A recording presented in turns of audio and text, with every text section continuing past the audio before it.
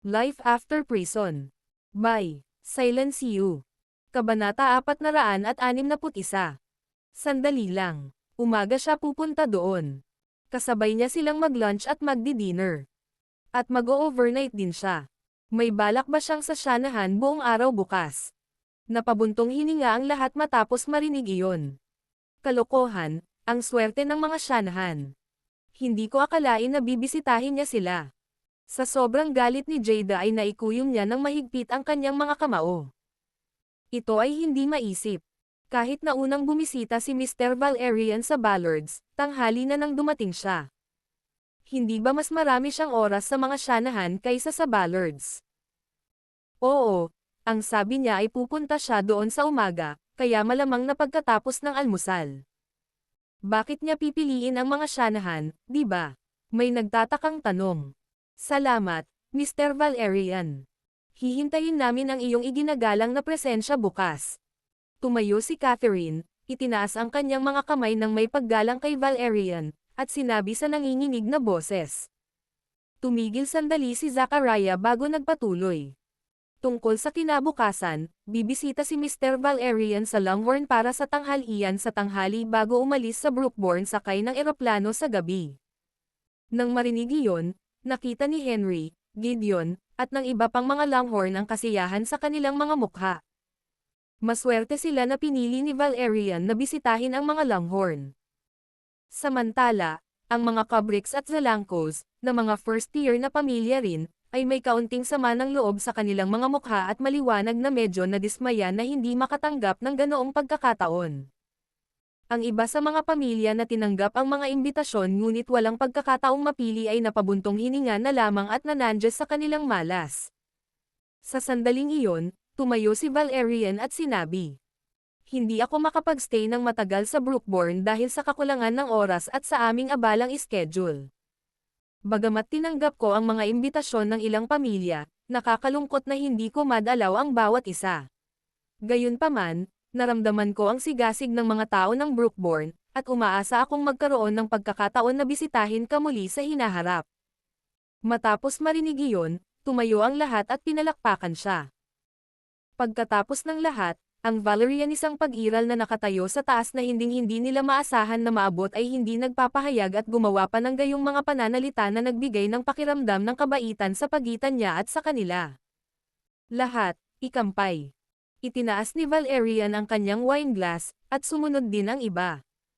Pagkatapos ng tanghalian ay umalis na ang ilan sa mga bisita matapos magpaalam, habang ang iba naman ay nagpatuloy sa pakikipagkwentuhan sa mga naroon pa. Tuwang-tuwa si Catherine kaya agad niyang inutusan sina George at William na umuwi at maghanda ng mga gamit.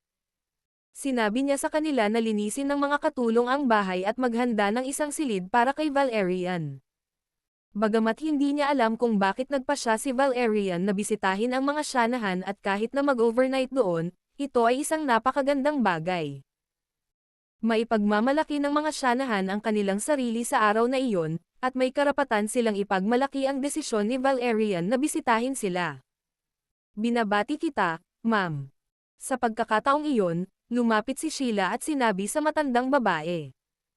Nang makita ng matandang babae na si Sheila iyon ay may naalala agad siya at hinayla si Sheila sa isang tabi.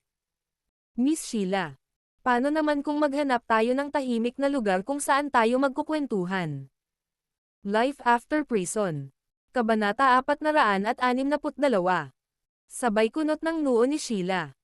Hindi niya alam kung bakit gustong makipag-usap sa kanya ni Catherine ng pribado, at sa palihimding paraan. Gayunpaman, sinundan pa rin niya ang matandang babae sa tinatawag na tahimik na lugar. Binitawan naman ng matandang babae ang kamay ni Sheila. Gusto mo si Severin, di ba, Miss Sheila? Halatang halata sa lahat. Namula agad si Sheila nang marinig iyon, at mukhang naalala ng lahat ang sinabi niya noong lasing siya noong nakaraang araw. Ang pag-iisip sa nangyari ay napahiya siya kaya parang gusto niyang maghukay ng butas sa lupa at ilibing doon ang sarili. Nahihiyang tumango siya at sinabing, ginagawa ko, gustong-gusto ko siya, at madalas ko siyang nami-miss pagkatapos ko siyang hindi nakita ng isang araw. Pero lagi niya akong nilalayuan, at sobrang nagagalit ako nito. Ito ay nagpaparamdam sa akin na ako ay hindi niya gusto, kahit na ako ang patuloy na nanliligaw sa kanya. Lihim na natuwa ang matandang babae nang matanggap niya ang pagkilala ni Sheila. Tinanong namin si Dayan kaninang umaga para malaman kung papayag siya na pakasalan mo si Severin. Ha? Tinanong mo siya niyan. Bumukas ng husto ang magagandang mata ni Sheila, at hindi niya inaasahan na magiging prangka ang mga syanahan na kaya nilang magtanong ng mga ganoong bagay sa paraang diretso. At muli, hindi ito dapat magtaka, dahil ang matandang babae ay medyo diretso sa punto sa lahat ng kanyang ginawa at hindi nag-atubiling tanungin si Sheila kung gusto niya si Severin. Kaya, anong sabi ni Dayan? Agad namang kinabahan si Sheila nang makitang tumango-tango ang matandang babae. Kung tutuusin, bagaman hindi nagtagal sina Severin at Dayan, masasabi niyang totoong mahal ni Severin si Dayan, at ganoon din ang nararamdaman ni Dayan para kay Severin. Ang kanilang pagiging malapit sa isa't isa ay mas malakas kaysa sa normal na relasyon. Sa makatuwid, kung hindi sumasang-ayon si Dayan, o may anumang seryosong panghihimasok sa kanilang relasyon, malamang na isasaalang-alang ni Severin ang damdamin ni Dayan, kaya't mas mababawasan ang mga pagkakataon ni Sheila. Walang masyadong sinabi si Dayan tungkol dito. Sinabi niya na isa kang disenteng tao at mabuting binibini. Bahagyang ngumiti si Catherine at saka idinagdag. Pero nilinaw niya na siya ang palaging magiging pangunahing asawa kung pakakasalan mo si Severin, at tretuhin ka lang na parang pangalawang asawa. Masasaktan ka ba niyan? Nang marinig iyon ni Sheila, nagpump siya ng mga kamao at tuwang-tuwa. Kahanga-hanga. Iyan ay kamangha-manghang balita. Handa akong gawin ang lahat basta't makasama ko si Severin, at ayos lang sa akin ang pagiging pangalawang asawa. Kalokohan, ayos lang sakin kahit na ang ibig sabihin ay kailangang hugasan ang paa ni Dayan araw-araw. Sobrang saya kung papayag siya. Si Catherine ay walang imak. Si Sheila ay anak ng Brookbourne Mansion, ngunit wala siyang pag-aalinlangan na sabihin na handa siyang hugasan ang mga paa ni Dayan kung ang ibig sabihin nito ay mapapangasawa niya si Severin. Kaya niya ba talagang ibaba ang sarili sa ganoong kahabaan alang-alang sa pag-ibig? Bagamat nag-aalala ang matandang babae na baka ayaw ni Sheila na maglaro ng pangalawang asawa, sa wakas ay nakahinga siya ng maluwag nang marinig ang pahayag ni Sheila. Kaya nasaan ang gwapo kong si Severin? Nandito ba siya? Ano ang sinabi niya tungkol dito? Maya-maya ay may naalala si Sheila at hindi niya maiwasang mapatingin sa matandang babae. Sumagot ang matandang babae na may gulo-gulong ekspresyon. Nabanggit niya na napakabait mo kaya lang medyo bata ka pa. Higit sa lahat, wala siyang feeling na namiss ka kapag hindi ka niya nakikita ng isang araw. Matapos marinig ang sagot na iyon, nawala sa isang iglap ang ngiti sa mukha ni Sheila at napalitan ng bugzo ng pagkadismaya. Mapait niyang sabi. Ang tandang iyon. Ano ba ang hindi niya nagustuhan sa akin? Kalokohan. Nagpakababo ako sa kanya, ngunit ang lakas ng loob niyang magsabi ng mga ganoong bagay. Nakakapagpasiklab siya ng galit. Bakit ayaw niya sa akin? Napatingin si Catherine sa reaksyon ni Sheila. Hindi niya sinabing galit siya sa iyo, at sa palagay niya ay mabuting tao ka rin. Sa tingin ko lang kailangan mong magsikap. Halos abot kamay na ang tagumpay. Life after prison. Kabanata 463. Ibig mo bang sabihin na may nararamdaman siya para sa akin? Nakaramdam ng pag-asa si Sheila nang marinig ang sinabi ni Catherine. Tumango ang matandang babae. Laging may pag-asa. Mas mahirap makuha ng lalaki ang puso ng babae kaysa makuha ng babae ang puso ng lalaki. Maaari kang magtagumpay hanggat nananatili ka determinado. Tila natauhan si Sheila sa ipinahihiwatig ng matandang babae at sinabi nito. Sinasabi mo bang ipagpatuloy ko ang panggugulo sa kanya? Nakangiting sabi ng matandang babae. Oo, talaga. Positibong tingin sa iyo ni Severin, ngunit hindi iyon sapat para itulak siya sa gilid at maging mapusok. Kung patuloy mong palalakasan ang damdaming iyon sa kanya at mas lalo mo pang lalakasan, ang tagumpay ay malapit na sa iyo. Lalong natuwa si Sheila nang sabihin iyon ng matandang babae, at tuwang-tuwa siyang nasabi. Okay, ma'am. Maraming salamat po, mas kumpiyansa ako ngayon. Masaya siyang naglakad patungo kay Severin pagkatapos sabihin iyon. Nang makita ni Warren si Sheila na papalapit ay agad itong tumigil sa pagsasalita upang maiwasang marinig ni Sheila ang anumang bagay na hindi niya dapat alamin. Sino ang pinagtatrabahuan mo bilang bodyguard? Ano ang pinagsasabi mo sa lalaking gusto ko? Oras na para makipag-usap ako sa gwapo kong si Severin ngayon, kaya pwede bang lumisan ka at pumunta sa ibang lugar? Pagkatapos maglakad ni Sheila, tumingin siya sa bodyguard na nakasuot ng sunglasses, at mapang-akit na sinabi dahil pakiramdam niya ay nakakasira ito sa paningin. Biglang namula ang ekspresyon ni Severin. Ito ay si Warren Siegfried, para sa kabutihan. Isa siya sa 4 na sikat na God of War ng Drakodom, at ganyan ang tono ng pananalita mo. Malamang himatayan siya sa takot kapag nalaman niya ang totoong pagkatao ng kausap niya. Nagulat din si Warren dahil iyon ang unang beses niyang makatagpo ng taong maglalakas loob na magsalita sa kanya ng ganoon. Gayunpaman, medyo nagulat siya sa mga sinabi ni Sheila, at hindi niya maiwasang sabihin kay Severin. Tinatawag kanyang ang gwapo kong si Severin. Hindi masama. Hindi ko akalain na magkakaroon ka ng ganoon kalapit na kaibigang babae. Huwag makinig sa kanyang kalokohan. Walang nangyayari sa atin. Agad namang nagpaliwanag si Severin. Protesta ni Sheila. Sino bang nagsabing walang namamagitan sa atin? Hindi ako naniniwala kahit kaunti na hindi ka naaakit sa akin. Sa pagiging magiliw na tao na alam kong ikaw ay, sigurado akong magkakaroon ka ng damdamin para sa akin.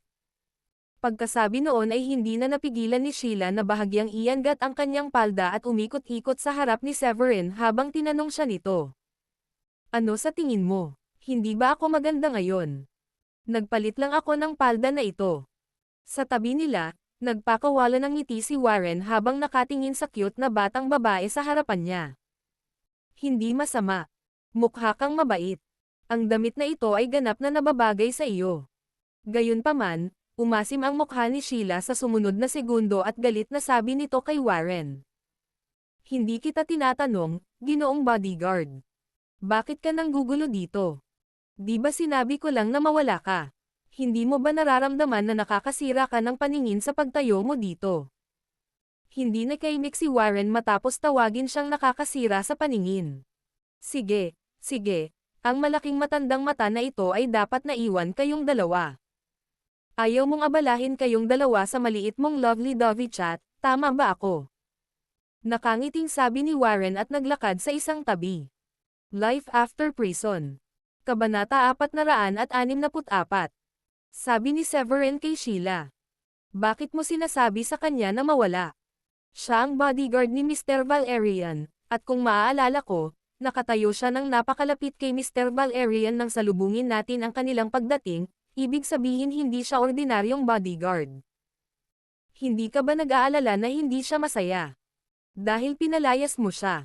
Siya ang bodyguard ni Mr. Valerian. Noong una ay hindi masyadong inisip ni Sheila ang lalaki, ngunit napabuntong hininga siya nang marinig ang sinabi ni Severin. Kung tutuusin, wala siyang ideya kung ano ang mangyayari kung ang bodyguard ni Valerian ay na-offend niya.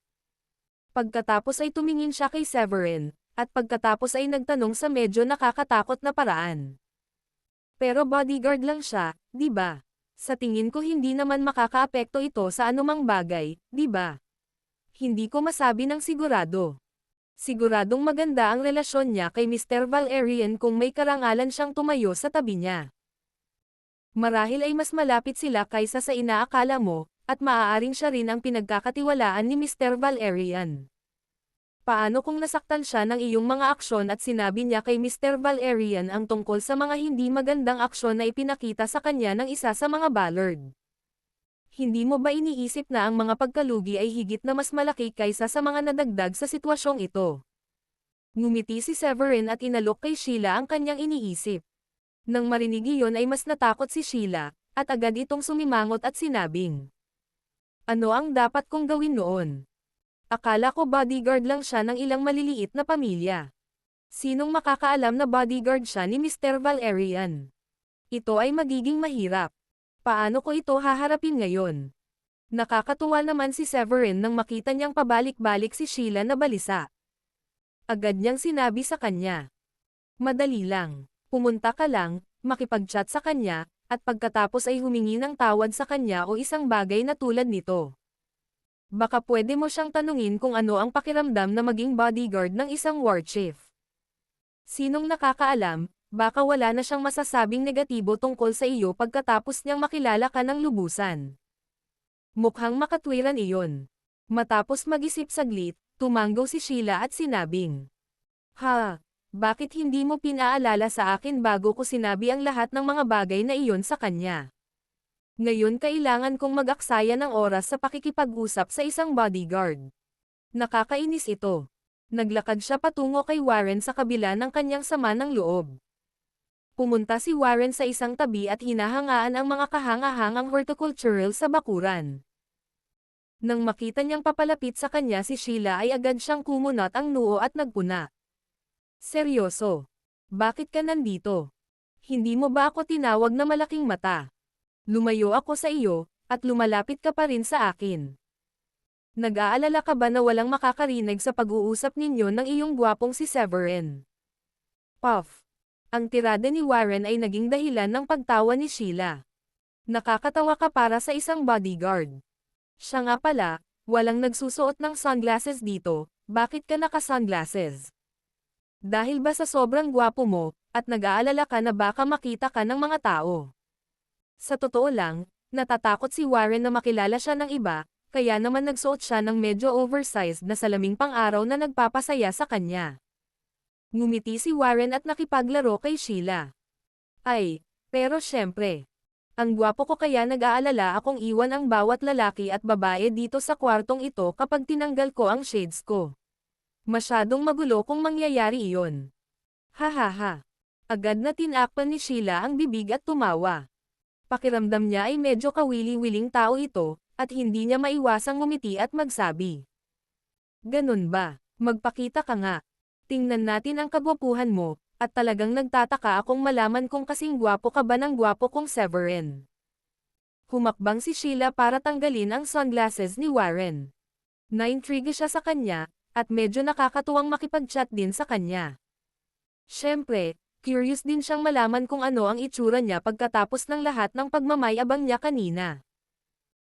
Nang makitang iniunat ni Sheila ang kanyang kamay upang tanggalin ang kanyang salaming pang-araw, si Warren, bilang isa sa mga kilalang God of War ay nagulat at nagmamadaling umatras habang sinasabi sa kanya, Hindi. Hindi mo magagawa iyon. Sa kasamaang palad, nag-aalala ako na matatakot ka sa itsura ko. Kahit hindi ako kasing gwapo ni Severin, nakamamatay pa rin ang itsura ko." Life After Prison. Kabanata 465. Kaya natatakot ka na baka matatakot ako sa itsura mo, yun ba? Mas pangit ka pa yata kesa sa gwapo, kung hindi, bakit ka matatakot na ipakita sa akin yang mukha mo? Tuluyan nang nakalimutan ni Sheila kung ano ang una niyang balak na pumunta doon at itinukod ang kanyang mga kamay sa harap ng kanyang dibdib para guluhin ang lalaki. Kung tutuusin, mas ayaw niyang ipakita sa kanya ang kanyang mukha, lalo siyang na-curious kung ano ang hitsura niya nang walang mga malalaking salaming pang-araw. Kung tutuusin kung gaano ito katangkad at ang paraan ng pananamit nito, masasabi niyang gwapo itong lalaki at mas lalo siyang na-curious sa itsura ng mukha nito.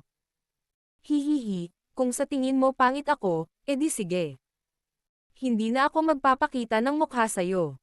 Tumawa si Warren at hindi man lang siya niloko. "Ikaw." Hindi na nakaimik si Sheila at iniunat ang kanyang kamay para tanggalin muli ang kanyang salamin, nakita ko na lang na umatras ng ilang hakbang ang lalaki.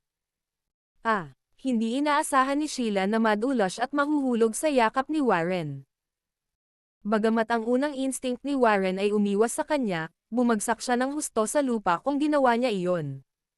Nang wala na siyang ibang pagpipilian, maabot niya lamang ito at mahuli sa pamamagitan ng pagyakap sa kanyang baywang.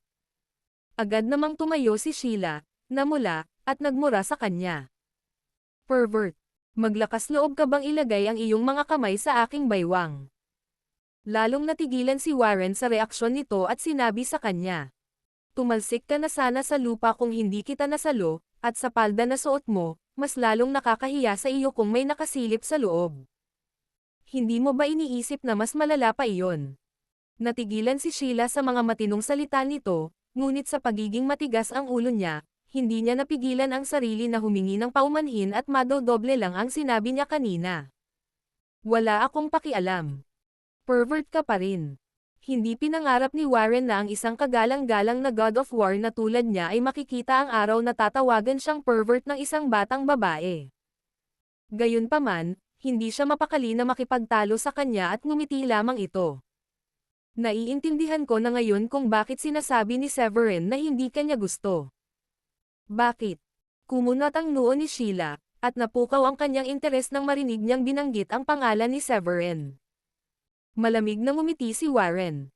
Dahil masyado kang matigas ang ulo at hindi makatwiran. Sa tingin ko ay naghahanap ka lang ng dahilan para tawagin akong matigas ang ulo at hindi makatwiran. Sa sobrang galit ni Sheila ay naikuyom niya ang kanyang mga kamao at marahas na sinabi.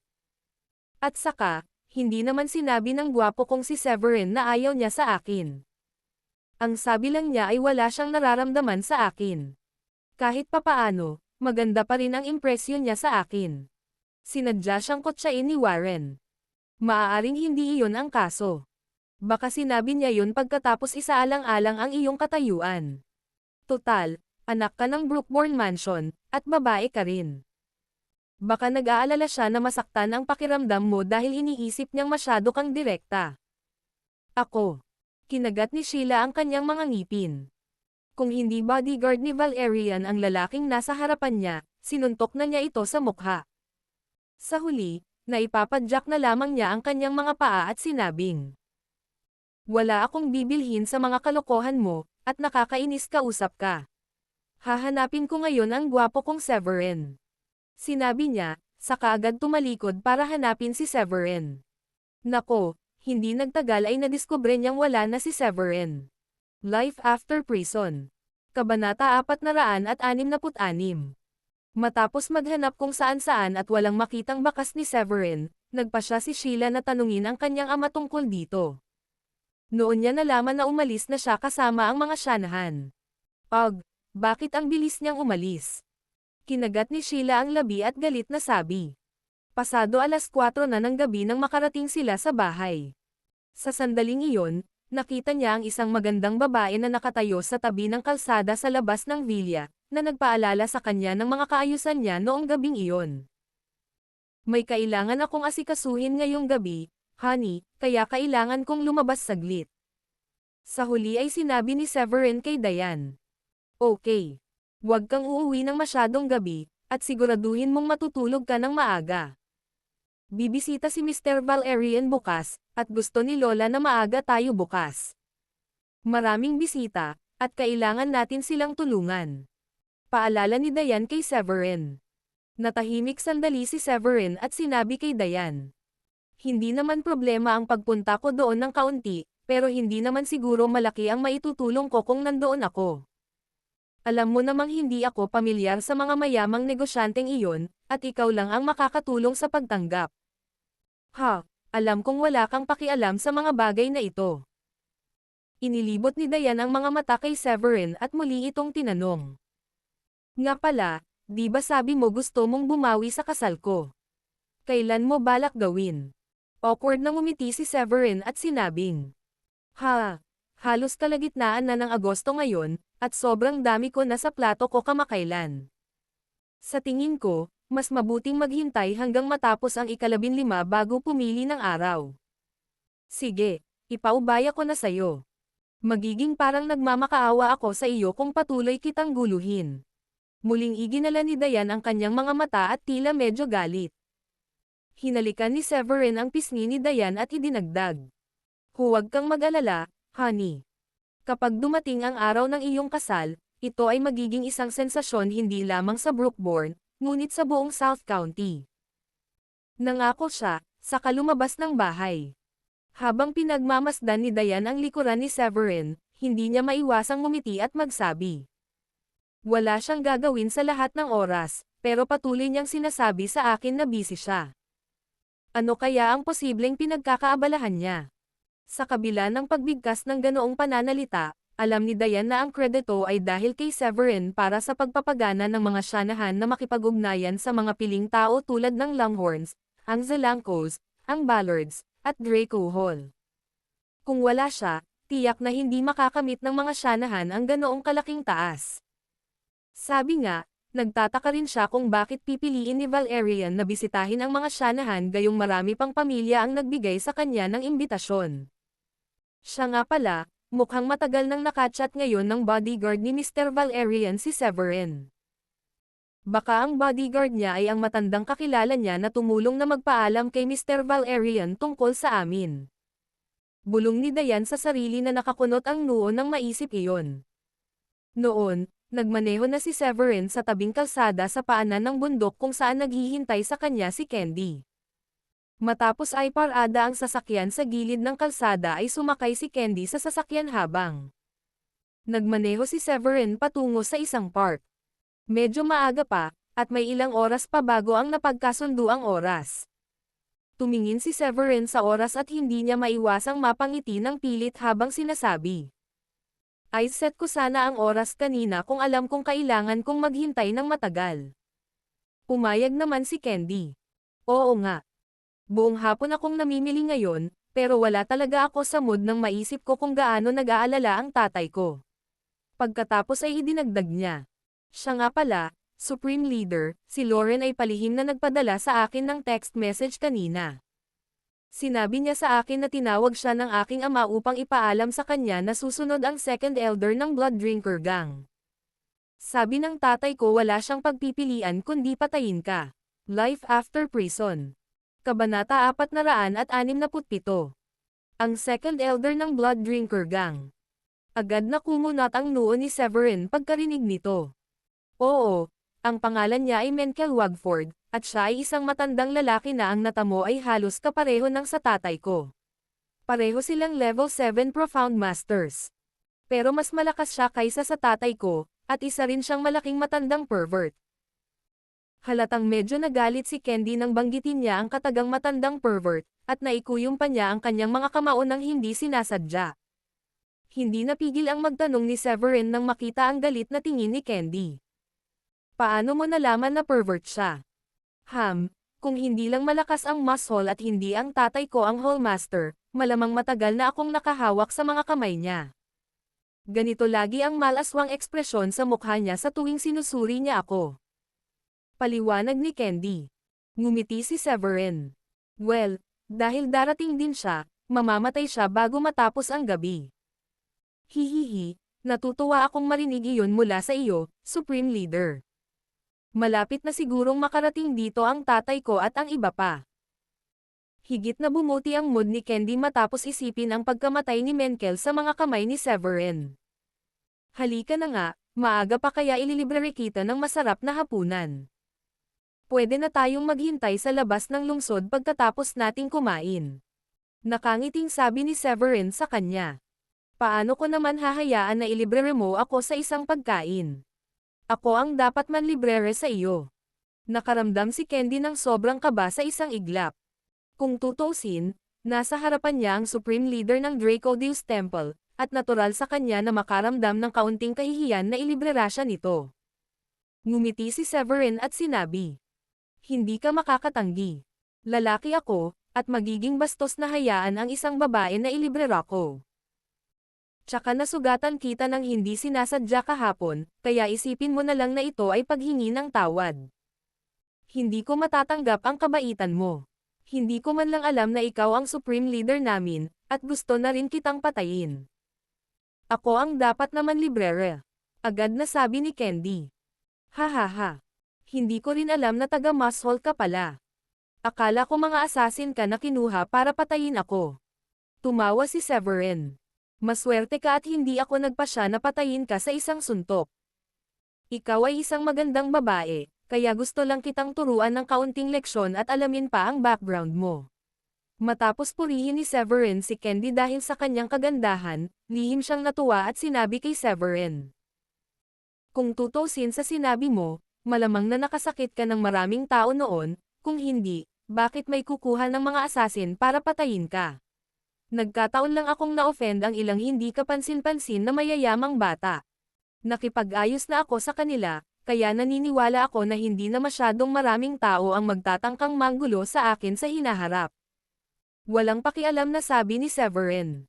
Tumango si Candy. May katuturan iyan. Kahit sinong taga Brookborn na manakit sa iyo ay maaari ding hukayin ang kanilang libingan, at maging ang Riversons Blood Drinker Gang ay may isang paa sa libingan pagkatapos gumawa ng isang kaaway ng isang tulad mo. Nakangiting sabi ni Severin. Nakilala mo lang ako pagkatapos ng maikling pag-aaway natin, kaya't hindi dapat magkaroon ng isyo sa nangyari sa pagitan natin noon. Tama. Hahaha.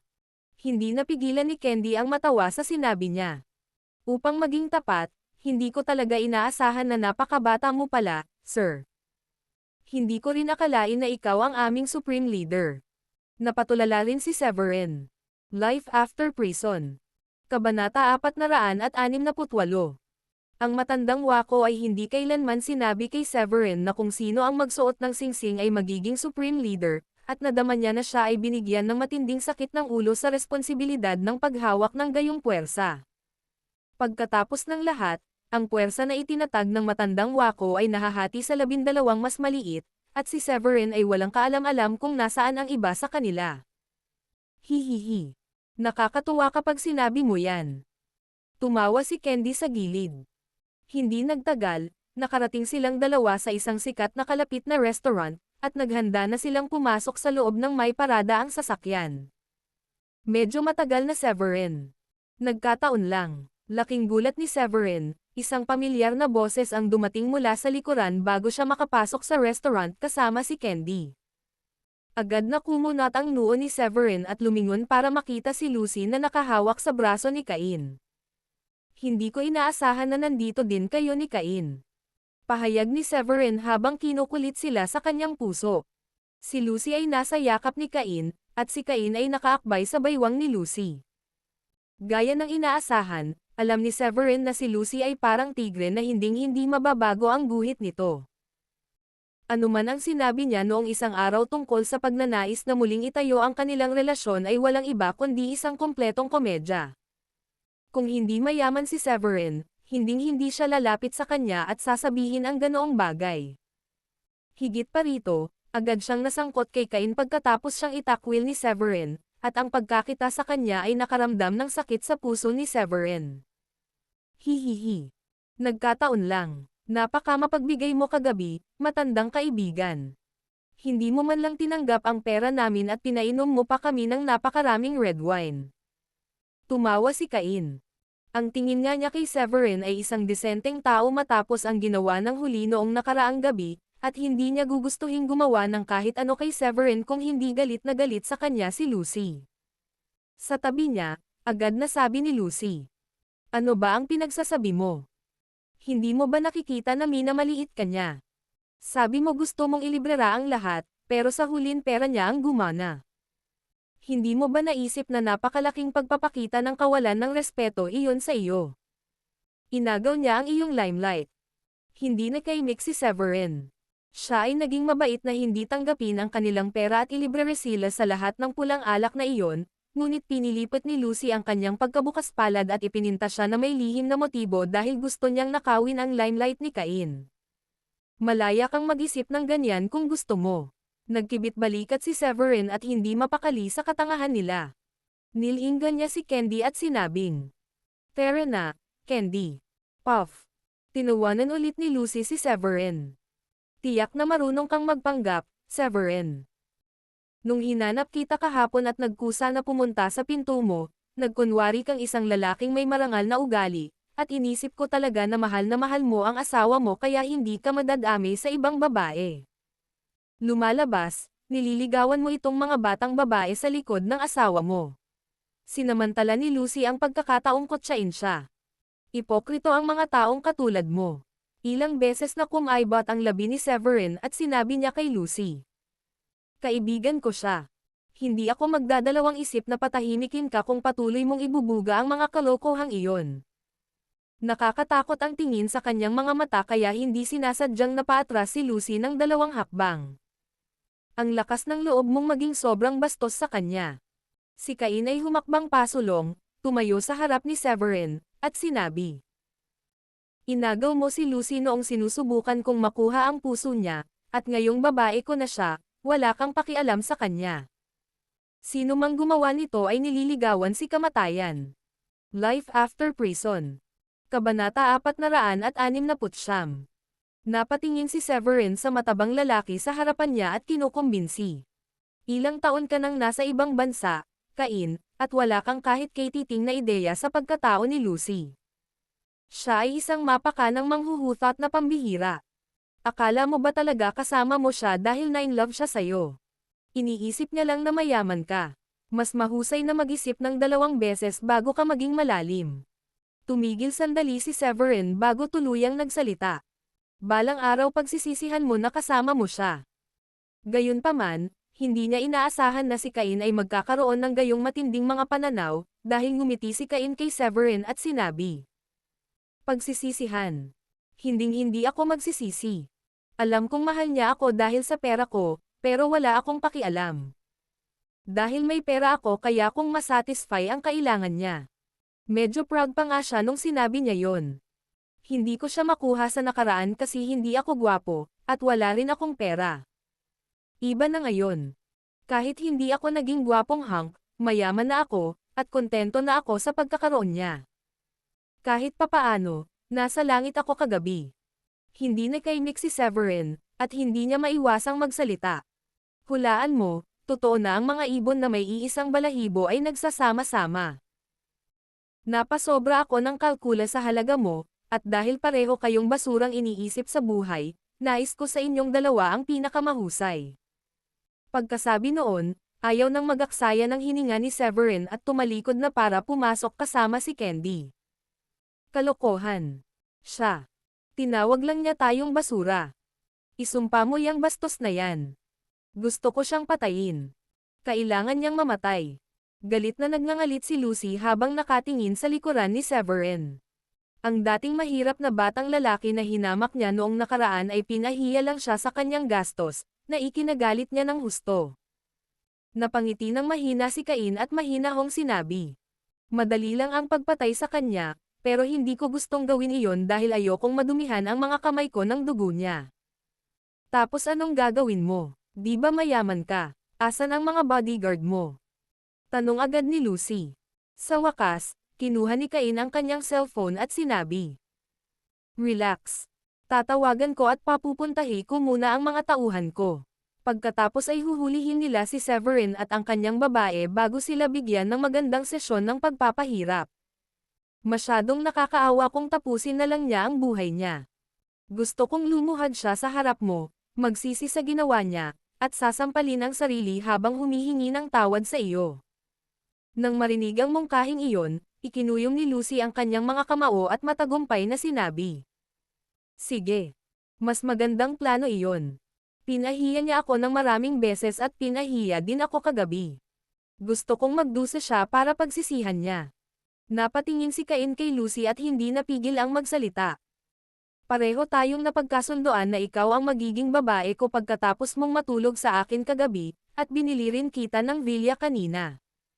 Likas akong makontrol na tao, at kaya kong bilhin ang lahat ng gusto mo at ibigay ang anumang hilingin mo, ngunit kung sakaling lokohin mo ako, papatayin kita kasama ng lalaking niloko mo. Namutla ang mukha ni Lucy sa takot. Maaaring flat ang tono ni Cain nang magsalita ito, ngunit alam niyang hindi ito nagbibiro. Bukod dito, napakayaman din niya, at pinili niyang bumili ng isang villa na nagkakahalaga ng 1.2 milyon sa sentro ng lungsod para sa kanya. Nagulat siya sa oras na iyon dahil ginastos niya ang perang iyon nang hindi man lang kumikibo. Mula doon, maaaring mahihinuha na si Cain ay malamang na mas mayaman kaysa sa Easton, at marahil ay mas mayaman pa kaysa kay Edward. Huwag kang mag-alala, Cain. Bakit kita lalakoan gayong naging mabait ka sa akin? Sisiguraduhin kong mapapangasawa ka at mangganganak ng isang malaking matabang anak para sa iyo. Hinawakan naman agad ni Lucy ang kamay ni Cain at pabiro niyang sinabi. Tumanggaw si Cain bilang kasiyahan matapos marinig iyon. Sana maalala mo ang sinabi mo kanina. Pagkatapos ay tumawag siya sa telepono, at wala pang 5 minuto, mahigit 100 tao ang nagpakita sa restaurant. Life After Prison. Kabanata 470. Sir. Sabay-sabay na binati ng 12 ng lalaki si Cain pagkarating doon. Maginhawa. Bahagyang tumango si Cain at sinabihan silang magbabantay doon. Itinuro niya sina Severin at Candy, na nakaupo na sa kanilang mga upuan sa restaurant at nag-order na. Bigyan mo ang mag-asawang iyon ng magandang pambubugbog kapag umalis sila sa restaurant, pagkatapos ay tawagan mo ako para mapahiya nating lahat ang lalaking iyon. Oo, sir. Agad namang tumugon ang 12 ng mga lalaki at saka naghintay sa isang tabi. Ang kanilang kahanga-hangang paraan ay labis na ikinatuwa ni Lucy, at nadama niya na pinili niya ang tamang lalaki. Si Cain ay tila isang napakahusay na individual na mayaman at maraming tao sa ilalim ng kanyang pamumuno. Siya nga pala, Cain, gusto ko lang ipaalala sa iyo na si Severin ay isang master fighter. Kahit na dinala mo ang marami sa mga tauhan mo, nag-aalala pa rin ako na hindi sila makakapareha sa kanya. Pakiramdam ko ay walang magiging problema si Severin na labanan silang lahat ng sabay-sabay. Nag-isip sandali si Lucy at nagpa siyang ipaalala kay Cain. Bilang tugon, kumpiyansa na sinabi ni Cain. Huwag kang mag-alala, lahat ng mga tauhan ko ay malalakas. Maaaring magmukha silang mga ordinaryong nasasakupan, ngunit ang ilan sa kanila ay mga grandmaster, at marami rin ang mga elite na mandirigma. Lahat sila ay sapat na makapangyarihan upang humawak ng kanilang sarili laban sa 12 lalaki. Pagkatapos ay inakbayan ni Cain si Lucy at nakangiting sinabi. Halika, babe. Mag-dinner na tayo at makipag-deal kay Severin mamaya. Ang tanging magagawa natin ay hayaan silang tapusin ang kanilang pagkain. Hahaha. Darling. Isang boses ng lalaki ang tumawag, na ikinagulat ni Lucy at Cain na papasok na sana sa restaurant. Sa di kalayuan, tumakbo si Easton at hinawakan ang kamay ni Lucy. Huwag mo akong iwan, pakiusap. Wala akong kahit ano ngayon, at hindi ko kayang mawala ka rin sa akin. Alam kong mali ako, at ipinapangako kong magbabago ako para sa ikabubuti. Patuloy akong magsisikap at kumita ng pera. Malapit nang bumuti ang aking kapalaran, pangako. Medyo magulo ang buhok ni Easton at may dark circles sa ilalim ng mata. Ang kanyang katawan ay amoy ng alak, at siya ay mukhang lubhang kahabag-habag. Maging ang kayabangan at pagmamataas na nagpakilala sa kanya bilang isang mayamang bata ay wala na. Sino ka ba? Itinulak ni Cain si Easton sa lupa matapos makita ang maruming lalaki na nakahawak sa kamay ni Lucy. Siya ang aking babae. Iwanan mo siya at layuan mo siya. Naiintindihan mo ba, Lucy, bakit kasama mo ang matabang lalaking ito? Hindi makapaniwala si Easton matapos makita si Lucy kasama si Cain. Kung tutuusin, mas malala pa ang itsura niya kaysa sa kanya. Hihihi. Anong masama sa pagiging mataba? Ikaw ba ay isang mataba na mahiyain? Minamaliit mo ba ang mga lalaking grasa? Itinaklap ni Lucy ang kanyang mga kamay sa harap ng kanyang dibdib at mapanghusgang sinabi. Maaaring mataba siya, pero mayaman. Higit pa sa dati ang pera niya. Alam mo ba iyon? Tingnan mo ang sarili mo ngayon. Sa tingin mo, mayaman ka pa rin para maging karapat-dapat sa akin.